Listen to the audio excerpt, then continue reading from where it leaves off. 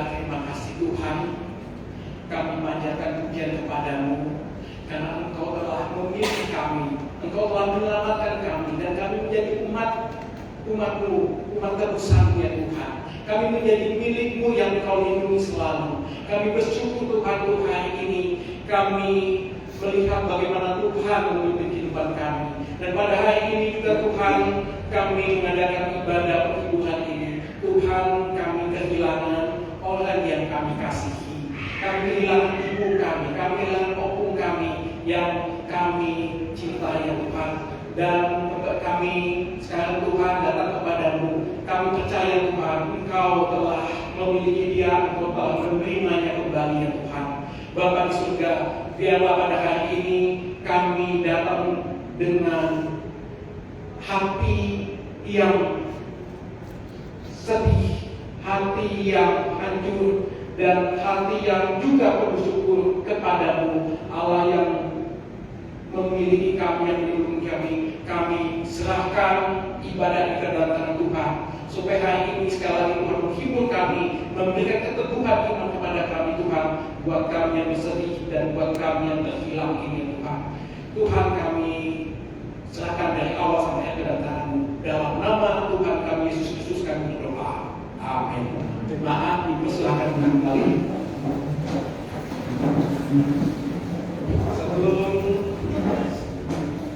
waktu dan tempat saya serahkan kepada Bapak Pendeta Tommy Matakuan untuk menyampaikan firman Tuhan, kita menyanyikan lagu nomor 4, Tuhan yang pegang. Ku tak tahu kapan hari esok, namun langkahku tegak. Amen.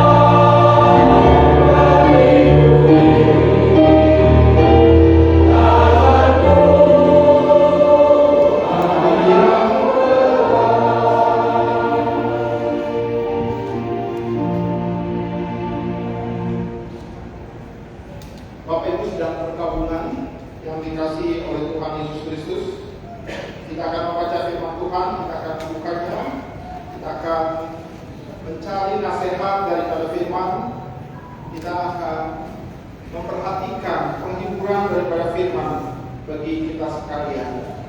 Tapi sebelumnya mari kita tunduk kepala, kita akan berdoa terlebih dahulu. Bapa kami di dalam kerajaan surga, kami berdoa kiranya Tuhan datang, Tuhan hadir, Tuhan menyatakan akan kemegahan Tuhan di tengah-tengah situasi pada waktu kami merasa kehilangan yang amat sangat. Kami berdoa kiranya firman Tuhan menolong kami berdiri dan melihat dengan tetap bahwa Engkaulah sumber daripada kekuatan kami. Dengarkan doa ini ya Bapa, dalam nama Tuhan Yesus Kristus kami berdoa. Amin. Mari kita membuka satu bagian daripada firman Tuhan yang hari ini saya ambil dari Mazmur pasal yang ke-93. Mazmur pasal yang ke-93. Mazmur 93, saya akan membacakannya bagi kita sekalian.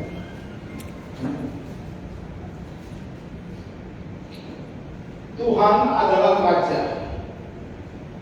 Ia berpakaian kemegahan. Tuhan berpakaian berikat pinggang kekuatan. Sungguh tegak dunia tidak bergoyang. Tahtamu tegak sejak dahulu kala, dan dari kekal Engkau ada. Sungai-sungai telah mengangkat, ya Tuhan, sungai-sungai telah mengangkat suaranya. Sungai-sungai mengangkat bunyi hempasannya, dan dari suara air yang besar, daripada pecahan ombak laut yang hebat. Lebih hebat Tuhan di tempat ini. Peraturan-Mu sangat teguh, bait-Mu layak kudus, ya Tuhan, untuk sepanjang masa. Sampai sedemikian jauh pembacaan firman Tuhan kita pada siang hari ini. Di dalam kesempatan kebaktian hiburan, oleh karena Tuhan memanggil saudara kekasih kita Ibu Rosmani Simatupang, Guru Utara Barat. Bagian firman Tuhan yang berbicara kepada kita pada siang hari ini itu menjelaskan tentang siapakah Allah, siapakah Dia. Hal ini menjadi penting oleh karena di dalam latar belakang daripada Mazmur ini sedang menjelaskan tentang penobatan daripada Raja Daud. Jadi sahkan menjadi raja atas bangsa Israel, tetapi sekaligus ini juga menjadi sebuah pemandangan bahwa Daud adalah seorang raja yang besar. Dia adalah seorang raja yang memiliki segala kuasa. Jadi akan menjadi raja, dan ini bukan sekedar bicara tentang sebuah penobatan, tapi ini sedang bicara tentang apa yang sang raja itu dapat dan akan lakukan. Penobatan itu seperti layaknya sebuah penobatan daripada seorang raja. Ia tampil dengan pakaian kebesaran, dan semua orang melihat keagungan dan kemuliaan sang raja. Mazmur ini sedang mau menjelaskan tentang siapakah Allah bagi orang percaya. Kalau bagi orang Israel, Daud adalah menjadi semacam gambaran, bukan semacam sosok yang memberikan semacam jaminan dan kepastian bahwa orang Israel itu adalah orang yang akan menjadi aman, menjadi nyaman, menjadi stabil di bawah pemerintahannya. Dan itu ditunjukkan pada hari Daud ditabiskan atau dinobatkan menjadi seorang raja. Saudara-saudara, gambaran itu kemudian dipakai oleh Thomas untuk menjelaskan tentang siapakah Allah. Allah digambarkan sebagai Allah yang berpakaian kemegahan, berikat pinggang kekuatan. Di gambaran yang Thomas mau katakan, dengan memakai Daud dalam upacara penghabisannya, penobatannya sebagai raja. Orang yang melihat, orang akan melihat ada raja di depan. Dia melihat penobatan sebagai tanda sah segala kuasa dan kekuatan ada di tangan sang raja. Mereka melihat pakaian daripada sang raja, berjubahkan kemegahan itu. Mereka mempunyai ketenangan di dalam hati mereka. Inilah kemuliaan yang menenangkan itu. Saudara, ada orang yang berkata bahwa harga diri seseorang dapat terlihat atau dapat didengar dari ucapannya. Lalu wibawa seseorang terpancar dari bagaimana cara dia menampilkan diri. Inilah yang Thomas menggambarkan siapakah Allah. Allah digambarkan sebagai seorang raja yang baru muncul di dalam sebagai gambaran raja dinobatkan. Dia berpakaian kebesaran, kemegahan, keagungan, dan semua orang melihatnya. Mereka mengaguminya. Tapi lebih daripada itu, mereka menjadi tenang oleh karena apa yang sang raja pakai. Menggambarkan tentang apa yang sang raja itu akan dan dapat lakukan. Ini adalah simbol kehormatan dan identitas. Ini adalah sekaligus juga sebuah kepastian dan jaminan bahwa Allah itu adalah sumber di mana seseorang mendapatkan ketenangan dan kestabilan di dalam kehidupan mereka. Mazmur ini kemudian diteruskan dengan sebagai sebuah kontras yang menunjukkan tentang gambaran gejolak yang terjadi di dalam dunia. Sungai-sungai telah mengangkat, ya Tuhan, sungai-sungai telah mengangkat suaranya, dan sungai-sungai mengangkat bunyi hempasannya. Gambaran sebuah keriuhan, dan gambaran sebuah kekacauan, gambaran sebuah petaka, gambaran sebuah bencana yang datang. Ini gambar ilustrasi yang Thomas mau bilang. Sebelum raja itu muncul, maka bangsa ini seperti mendengarkan gelegar yang menakutkan daripada hempasan bunyi daripada air bah yang menderu dan melanda segala sesuatu yang terjadi di depannya. Dalam beberapa waktu terakhir ini kita melihat tayangan-tayangan di media sosial tentang banjir yang menakutkan dan mengerikan itu. Saya tidak membayangkan kalau saya harus hadir di lokasi dan bukan saja melihat pemandangan yang menakutkan, tapi mendengar gemuruh yang menciutkan hati itu, bukan? Sekali saya berada di Tomohon dan tiba-tiba mendengarkan suara gemuruh yang hebat sekali. Lalu saya tanya, apa itu? Kepada penduduk lokal. Mereka tersenyum dan berkata, itu suara gunung api. Gunung api?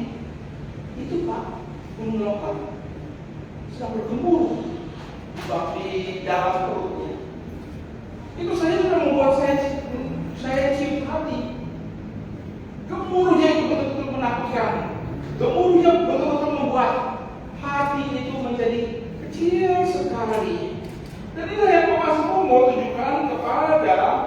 kita semuanya, kepada semua orang percaya segala abad dan tempat hidup. Daripada kita penuh dengan keributan, bukan? Penuh dengan keributan dan gemuruh yang kita tidak duga kapan datangnya. Di malam sebuah masuk ke HP saya mengatakan apapun atau Ibu Rosmani, Ratu Harpa. Saya terdiam dan boleh dibilang ada gemuruh di dalam hati saya. Saya kenal apapun. Saya masih ingat kali pertama saya mengenal dia. Hari ulang tahun. Saya mengenal pada hari ulang tahun. Itu kali pertama saya mengenal dia. Lalu beberapa kali datang ke gereja itu kebaktian, saya menyapa. Berapa kali datang yang memanggil nama saya.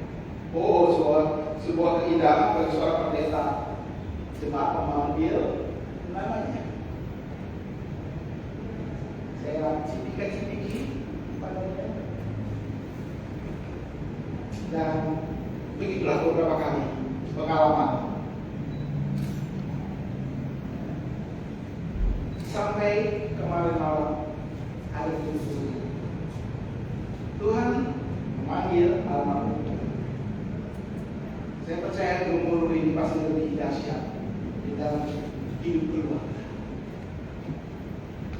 Lebih besar goncangan itu terjadi. Suara gegar itu mungkin membuat kita bertanya, di mana saya harus berdiri? Di mana saya harus menutupi diri dari segala ketakutan-ketakutan yang ada, dari segala ketidakpercayaan? Di mana saya harus menutupi diri seperti itu? Mazmur berkata, sungai-sungai telah mengangkat ya Tuhan, sungai-sungai telah mengangkat suaranya. Dan tadinya tenang, tadinya teduh, tiba-tiba boom, menggelegar, lalu kemudian bunyi hempasannya begitu hebat sekali. Pemazmur menyelipkan bagian yang kedua itu setelah dia memulai dengan berkata, Tuhan masuk ke dalam pelatarannya berpakaian kemegahan, berpakaian keagungan. Ia datang dan menunjukkan kemuliaannya yang menyenangkan. Cara penulisannya menunjukkan bahwa, hei, kamu di tengah-tengah perjalanan hidupmu itu akan ada banyak gejolak, sesuatu hal yang menderu-deru yang menakutkan. Tapi jangan pernah lupa, di tempat pertama dalam kepercayaan adalah Tuhan adalah Raja. Mazmur menggambarkan bahwa dia bukan saja Raja yang bertahta di sorga. Dia bertahta di atas segala sesuatunya.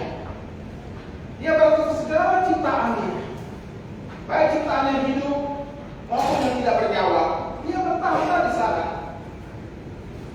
Tadi sebelum berangkat saya membaca sekali lagi Mazmur 93 ini dan terbesit dalam pikiran saya adalah bahwa dia pun juga bertahta di dalam dunia kematian, seperti yang sedang kita hadapi dan kita lihat saat ini.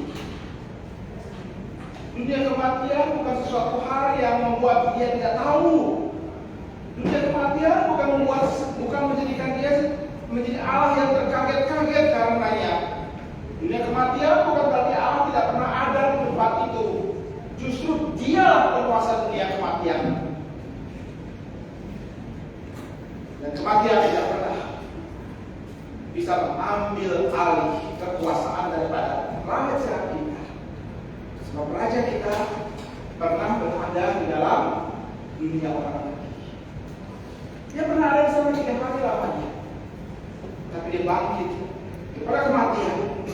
Dia masuk dalam kemuliaan yang besar seperti yang Alkitab gambarkan. Dia datang dalam kemuliaan yang besar sehingga pemazmur itu ada yang berkata dan orang mentafsirkan yang berkata, "Hai, marilah kita berdiri supaya masuk itu Raja Kemuliaan." Siapakah Raja Kemuliaan? Allah perkasa. Dia masuk ke dalam kemuliaannya, dia masuk ke dalam kejayaannya. Saudara-saudara, Allah tidak pernah absen di dalam satu bagian tertentu dalam kehidupan kita, dan secara khusus di dalam bagian yang dikatakan oleh pemazmur. Sungai-sungai bergejolak. Dia tidak pernah absen. Dia adalah di dalam gejolak itu. Kalau pemazmur berkata bahwa Allah menjadikan awan sebagai kendaraannya, maka mungkin saya akan mengatakan dia menjadikan akan gejolak, gempita, gemuruh menjadi arena permainan.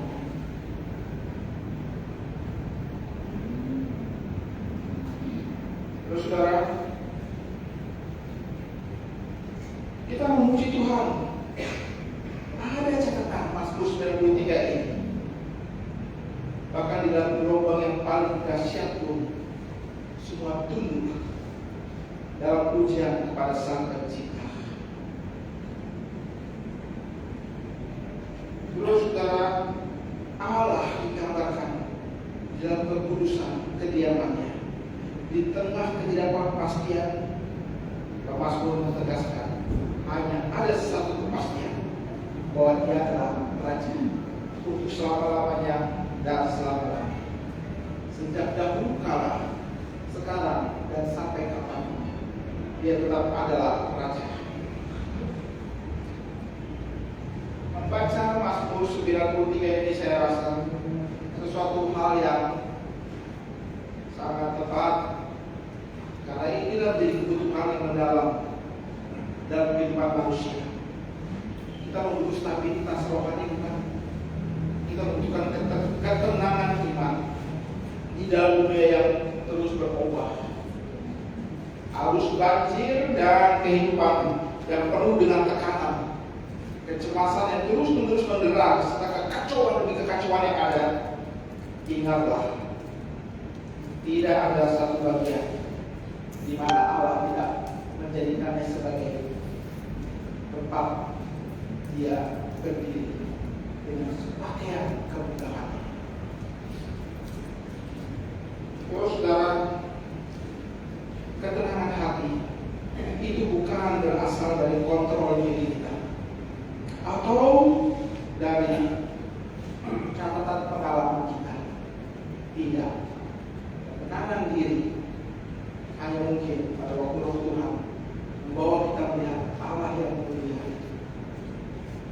Allah yang mulia. Satu pertanyaan yang mungkin kita munculkan dalam kebaktian duka, penghiburan dan kedukaan ini, apakah kita melihat Tuhan yang mulia saat kita menatap jasad yang terbaring di depan kita? Apakah kita melihat Tuhan yang berpakaian kemegahan? Pada saat kita melihat almarhum